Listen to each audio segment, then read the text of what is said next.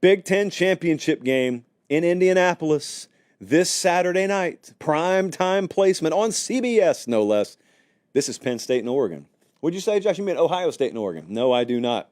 Some of you probably were on vacation last weekend. Like, inevitably, with a show and an audience as big as ours, somebody just checked out last weekend, and you're not even aware Michigan beat Ohio State. Yes, that person exists.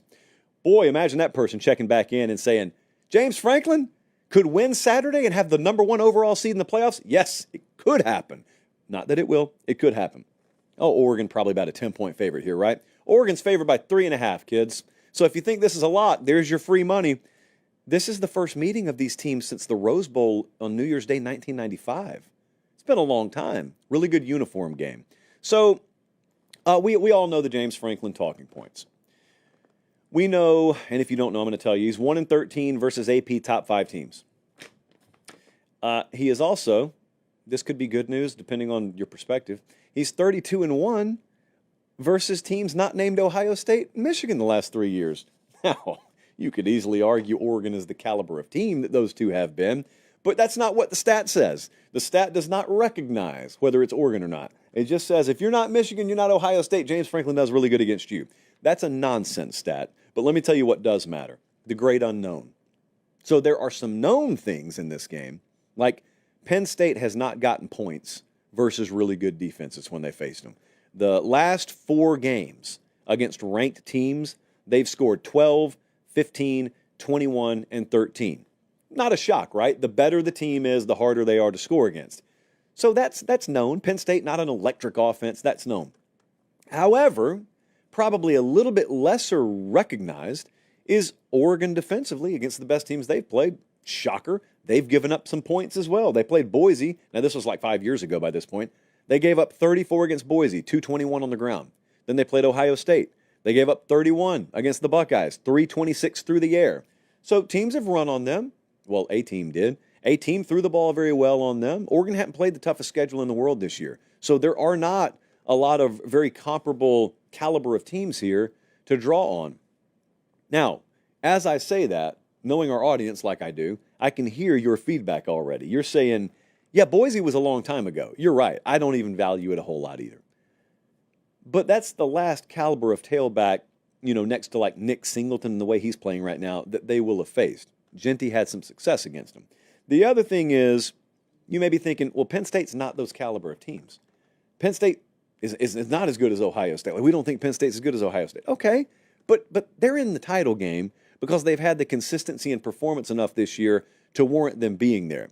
They're not going to be an easy out. Points are going to be at a premium, too. So it's not like Penn State has to hang 35 or 40 on you. If they find some explosivity, if Nick Singleton's able to have a little more success than you expect, could be the difference in the game. A couple of matchups here. Penn State's edges versus Oregon's tackles is a huge focus for me. Abdul Carter and old Dennis Sutton up there, man, those two, I always call him old Dennis Sutton because I either want to say Danny when he's Deny, but it always comes out Danny Dennis Sutton. I know it's Deny. I know. This is live. I'm not correcting myself afterwards, but I always want to say Danny Dennis Sutton, and it's not that. Parents get really mad when you mispronounce the names of their sons with good reason, so we have to check ourselves on the air sometimes. Penn State's top 8 run defense. Like, Oregon's going to have a tough time running the ball here. And the reason I mention that is because if Oregon can't run the ball, you give those edge guys room to tee off. And if you allow them to do that, I mean, Oregon's got to throw the ball a lot in this game. If you allow them to do that, Penn State's a top 10 pressure team. And we were looking at this earlier today. This is the kind of stat that's not publicly available, but CBS pays like $50 million to subscribe to certain things. So Penn State, 2.3 seconds to pressure this year. It's number 1 in the country. They get pressure faster than any team in the country.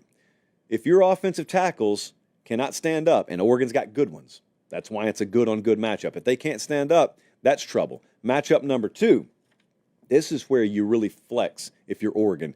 Your wide receivers against their DBs. So one of the things that just boggles my mind is Penn State had huge need at corner coming out of spring, or actually coming out of last year. Penn State had huge needs. They needed 2 starting corners, and they went 2 for 2. They went and got Jalen Kimber.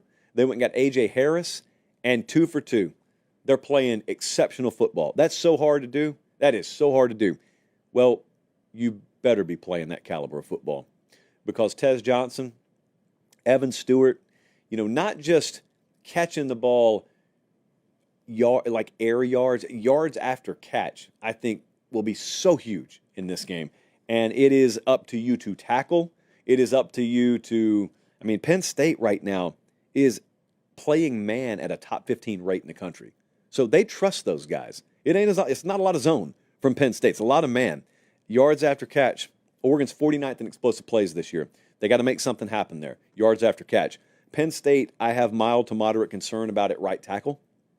Run blocking in particular. Sometimes I think that can make you a little more predictable. In play calling, Tyler Warren at tight end will get his.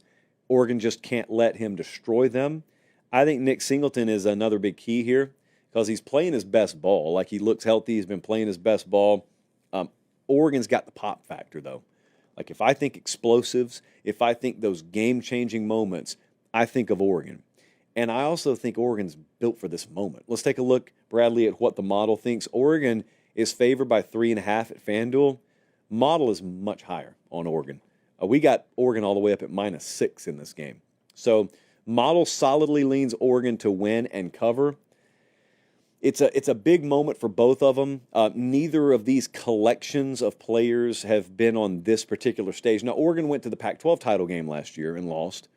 So they got that going for them. Penn State, this is kind of new for all those guys. And this time last week, they didn't even expect to be there. So house money vibes almost on the Penn State side of things. Their penalty, the losing team here, their penalty will be just go hold down the 5 seed and play against a team you'll be a double-digit favorite against. So there is pressure, but there's not pressure, if that makes sense. I'm taking Oregon to win and cover. I think Oregon is the better team here. It's a neutral field. I like them. I love that they lost twice against Washington last year. Like, I've felt that's low-key fuel for that team all year this year. So I'm going to take Oregon to win and cover. Penn State should not be doubted here. Penn State should not be counted out. That defense can flip a game. That defense can do in this game what Ohio State's defense did to them 2 years ago in State College. Could happen.